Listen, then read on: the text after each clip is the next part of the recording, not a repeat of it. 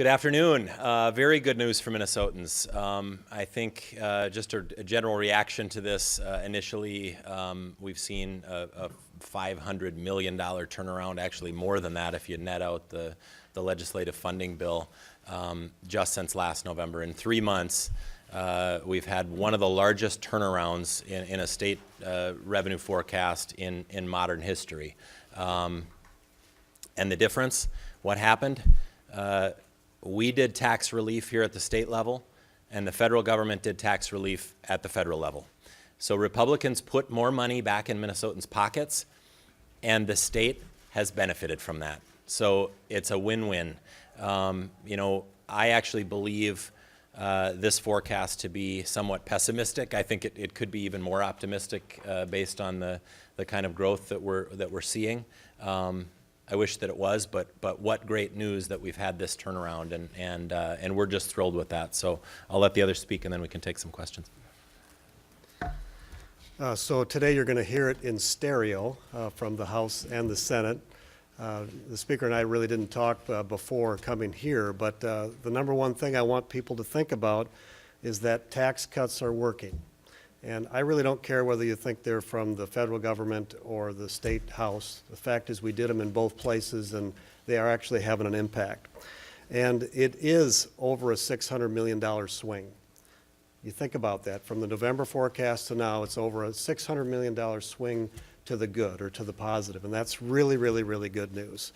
We would have liked it to have been more. You could perhaps come to different conclusions. That's the thing about a forecast, is you don't always know everything that's going to happen. It's a forecast. November's forecast turned out to be not as true as some thought it was going to be. And so, you know, in the end, we might actually have more there, and we just don't know it yet. But it's still really, really good news that we have that kind of a swing. So Senate Republicans announced their agenda. We're going to continue with that agenda. There may be things that we have to adjust, but that agenda is the same. And with that, we'll take some questions. Does this make your job a little harder going forward? This is the easiest job in Minnesota, 34-33. No, you know, because we're focusing on the things that I think matter for Minnesota, there was a number of questions about what are we going to do about tax conformity. And the fact is we have to do that. We have to conform, and if we just conform, as you've heard, on average it creates about $500 million a year. That's money that we will use when we're working through conformity. What are some of the other things that we need to do to make sure people don't have a tax increase? So that we're still going to work on that no matter what the number was. We have to do that. Min-Lars or the DMV debacle, we have to fix it. We have to find a way to get through that. We're not giving up on that one. Safe schools is still super important. How do we fund it? There were a number of ways that we could have done it before. Now there are less ways, but it's still very, very important. So, and the rest of the agenda, it's something I think Minnesota wants us to do, and we will do it. Senator, do you expect to use any of this surplus to apply it to the tax reform equation so that you can even further minimize the tax impact on Minnesotans? Yeah, as you heard me in November say, I think we have $1 billion surplus. Well, that's not the number, but if you go out to years 20 and 21, there's $1 billion shift to the good, so maybe I was sort of right. But no, I mean, I think if we'd had that extra money, we could have done more conformity to some of the other things we didn't do in the past. We had some bold ideas. The House had some bold ideas that are less likely because of where we're at today, but that still is a high priority that we have to get done for Minnesota. The governor said that these numbers should caution all of us that any tax law changes need to have minimal net effects. Is that your philosophy heading into this too? Well, in the end, as I mentioned, when we first just conform, that creates roughly $400 to $500 million a year of revenue that would come into Minnesota if we do nothing. So that's money that I think you heard Senator Bach as well talk about. That shouldn't come back to Minnesota. So that's where we have room to work on this. We want to be responsible anyway. We're concerned about not spending too much and doing that anyway, but this makes it much more important that we not make mistakes. Should all of this be used for tax cuts and spending, or should you save some of this? I think I'm going to jump back over to this question if I can. I appreciate the governor's prudence in not wanting to reduce taxes. He's been very consistent on that his entire career. But the reality is the governor was wrong. We reduced taxes on Minnesotans. We left more money, $600 million more in Minnesotans' pockets, and the state actually sees more revenue come in. This is a great lesson for all of us in how our economy can benefit taxpayers and the state government. I'm thrilled with the fact that we were actually able to invest money back into Minnesotans. They can improve their families and their small businesses and their child's education and whatever, and we will still see more revenue because we've grown the economy, and I think that's a win-win for everybody. And I'm really thrilled today to see the fruits of that labor. To the governor's prudence. If we should see, almost no net effect in tax policy, I would expect the same prudence on the governor's spending. If we're in that situation, and he believes we're in that situation, the same rules apply to spending. So we'll see if he feels the same way when he puts out his supplemental budget request. What was your question over here, Don? Should you put all this surplus to tax cuts and spending, or should you save some? I don't know. I think we'll probably take a measured approach, and I'll give you the same answer that the governor did. I think we're going to want to kind of analyze this and see what it means. I think, as I just said, we're proud of the fact that our philosophy is working out, that we were able to invest some money back into Minnesota families, and ultimately that paid a dividend to the state. So we would like to continue that. I think that philosophy isn't going to be a surprise to anyone. I think investing in Minnesota families was the right thing to do in the last budget, and we're seeing the fruit of that payoff now for the state. So would we like to continue that? Yes, but I think we want to take a measured approach and make sure we understand the ramifications of all of what we do this session. Speaker, what about this forecast? Would you like to see more optimistic? You made a comment about this could be more optimistic. And I want to say, I appreciate the work that we think. I have a feeling that Senator Gazelka was being a little tongue-in-cheek when he said he has the easiest job with a Senate that's 34-33, but I'll tell you who has the toughest job is the people who have to predict our budget forecast. Can you imagine? I mean, you think your job is tough. They have to try to, foresee into the future all these different economic impacts and try to gauge what's going to happen and predict a number that we then can use with enough confidence that we're going to actually pass bills that could spend that money that hasn't come in yet, right? I mean, that's an incredibly difficult job, and they do that job incredibly well. I believe that they justify their number with assumptions that they believe that I believe are very conservative. I think those are pessimistic assumptions, and while they do their work incredibly well, I believe they've been pessimistic. We said that they were being pessimistic in the November forecast. We've seen now a $500 or $600 million turnaround. I mean, if you look at the numbers just in where we are to date, just to give you an idea of what I'm talking about, we had a $188 million deficit.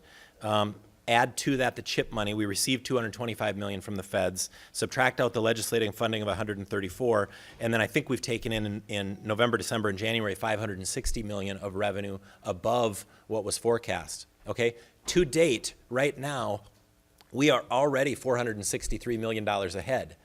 But their assumptions, and I respect the fact that they have made these assumptions. I tend to think they're being too pessimistic, but their assumptions are so pessimistic that we can't even count the money that we already have in the bank, right? So they're being pretty pessimistic moving forward, right? If we're 463 now, and over the next 16 months they think we're going to net out at 329, that's pessimism, and that's what I mean when I say I think they're being overly pessimistic.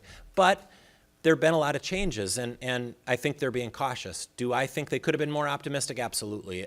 But what a great thing that even as pessimistic as I think they probably could have been, we still have a $600 million turnaround from the November forecast. So things are great, even when you put it through what I think is a fairly pessimistic lens, and I think Senator Rosen wants to talk, right? Or who? Good.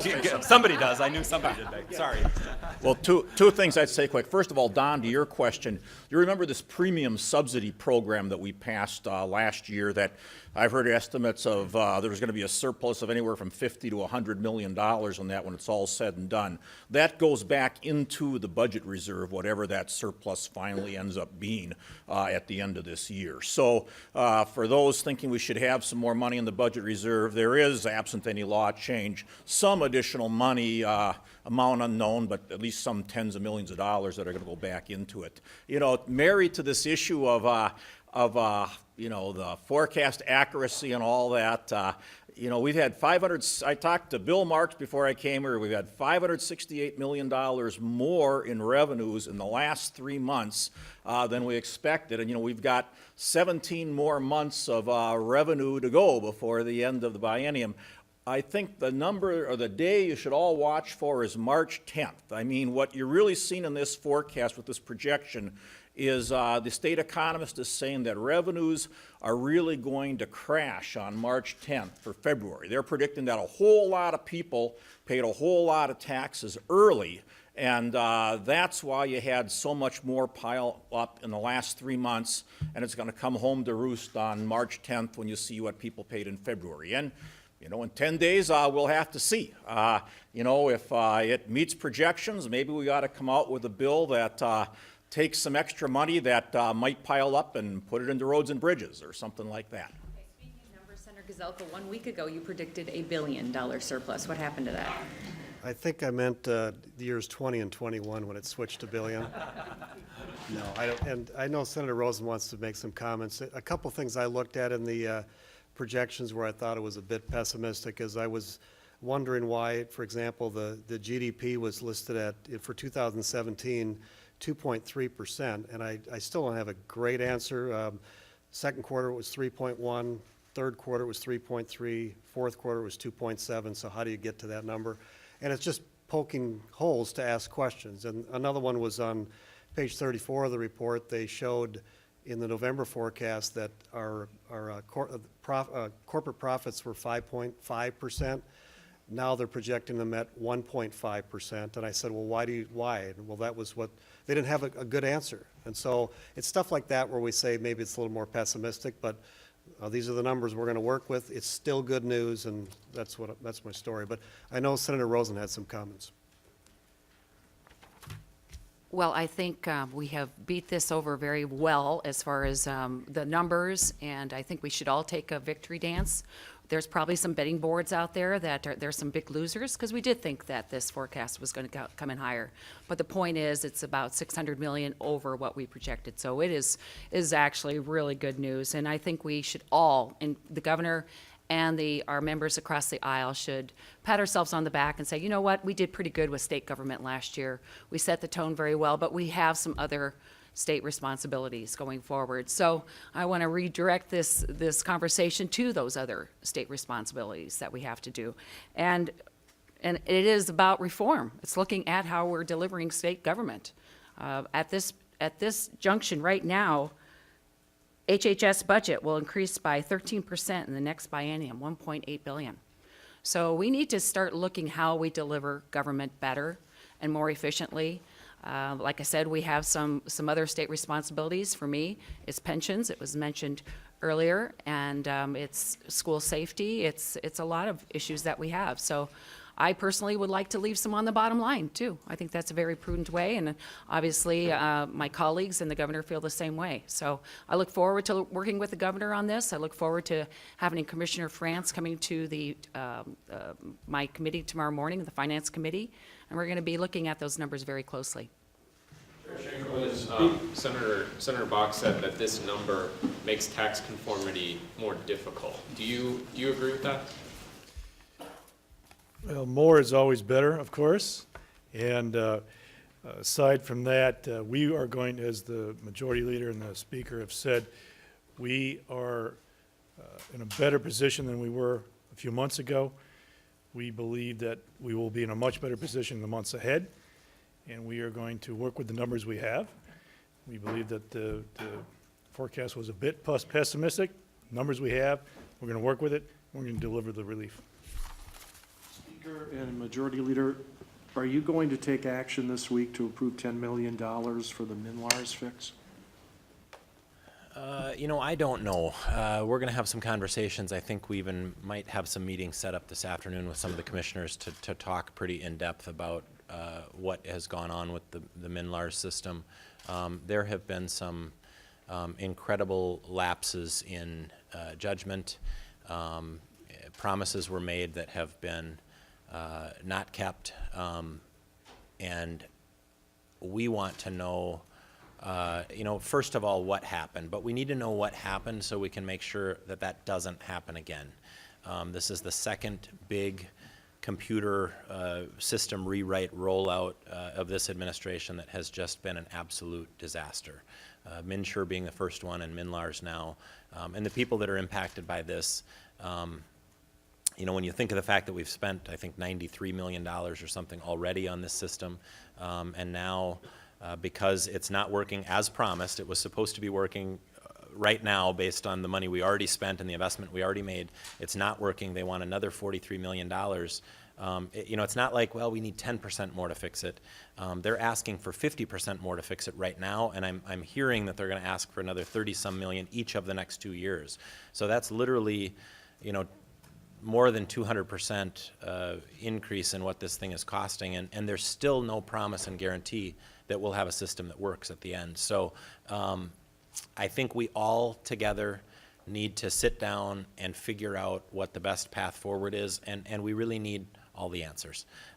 We need to know what happened, when it happened, how these decisions were made, and we can't just move forward. We have to look at where the lapse in judgment was and how we got to this point. If we don't, there's no certainty that those same problems won't plague the plan to move forward. And without that level of confidence, I don't know that the current legislature is going to want to make investments like that. We need answers and we need assurance that there is a path out of here and that it can work. Just wait. Yeah, let me just speak for the Senate as well. We're committed to getting it fixed. It may be not our fault, but it's a problem that we all need to fix. And the frustration is that we just got a notice roughly a week ago saying if we don't have the money by March 1st, 10 million, we're going to send off layoff notices. And if anybody knows how long it takes to pass a bill and run through committee, that's an incredibly difficult ask. And so even at our breakfast, we circled back to the governor. All of us were talking about this issue. We know it's important. Even the governor's exploring, is this the right rabbit hole to go down, or is there a different direction that we need to go? And so, but in the end, our commitment is that we will get it fixed. So, and one other thing I meant to mention on something else, because I think we're in good shape as far as our budget and where we're at, but nobody mentioned that between our budget reserves and cash flow account, we have almost $2 billion in reserves. So, in addition to the fact that we have this surplus, we have money that we've set aside that is at very good levels as well. About bonding specifically, question about bonding specifically, for both the leaders, or all the leaders. The MMB says a $1.5 billion bonding bill is supportable. So does Senator Bach, and you need his votes over in your chamber, Mr. Leader. That's a bonding bill. What do you think? So $1.5 billion is possible according to the governor, but I don't think it's wise. And the formula that we've been going off would show that it should be around 800 million. That's something that I've expressed an openness to. The fact that both the speaker and I are talking about an infrastructure bill tells you that we think it's important. But I think $1.5 billion it's too high from my vantage point. Yeah, I would agree. I don't see that sort of number. I think you could have made that argument if we had $1 billion surplus today. But I have listened to my colleague Senator Bach for the last month or so as we've been on the circuit on these panels say that in the last biennium we spent too much money. Now what he's talking about includes tax relief, because in St. Paul we count sending money back to Minnesotans as spending in a weird twist of fate. But the reality is at a time when everybody's kind of recommending, hey, let's use a little prudence as we move forward, doubling down on incurring more debt service is probably not the most prudent avenue. If we do $800 million, that is the debt service level that is supported in this particular forecast. If we do any more than that, it will take additional spending on debt service to pay for that. Is 1.5 billion supported by this? It could be. That's 700 million for 20 million in debt service.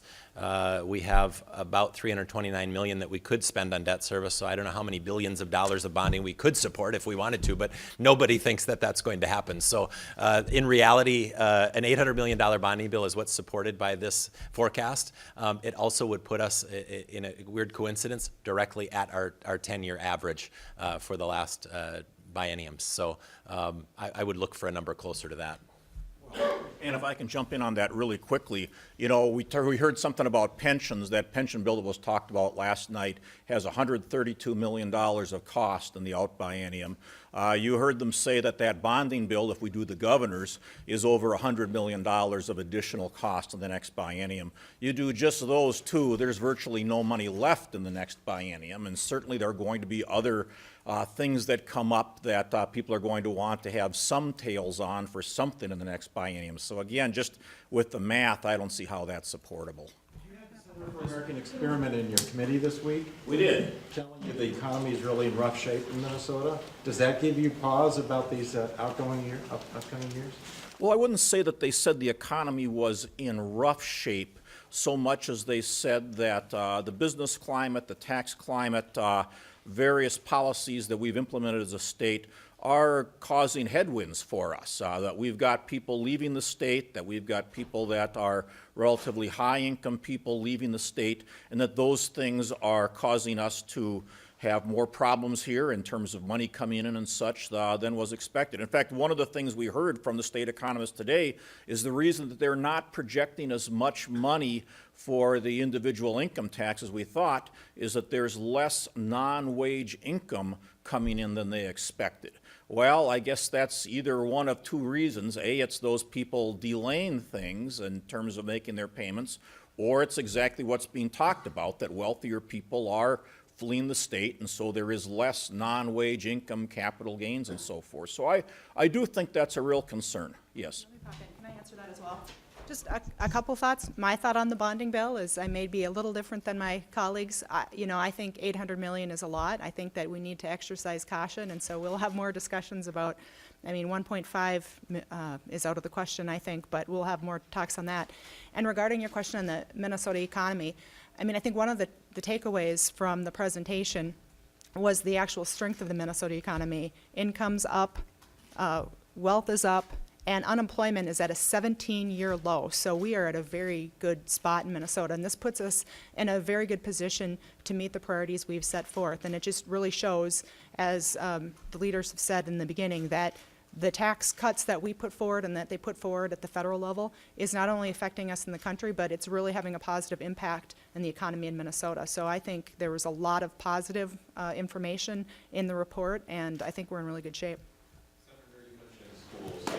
Earlier, are you going to be looking at the surplus to fund those, or what other revenue sources might you consider?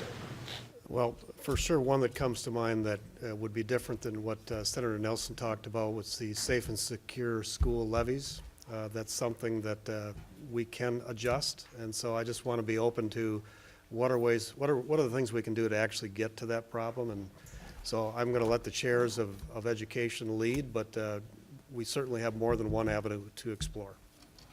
Be done, thank you. Senator Newman has said that he would like to see more heads roll at MNLARS. How will that actually work? Would there be like a roster submitted to the committee that's passing the bill, or how He's does the same guy that said it's not a rabbit hole, it's a gopher hole, because it's Minnesota. But, Senator Newman is very passionate about this issue because he's been working at it for quite a few months and didn't feel like he got accurate information early.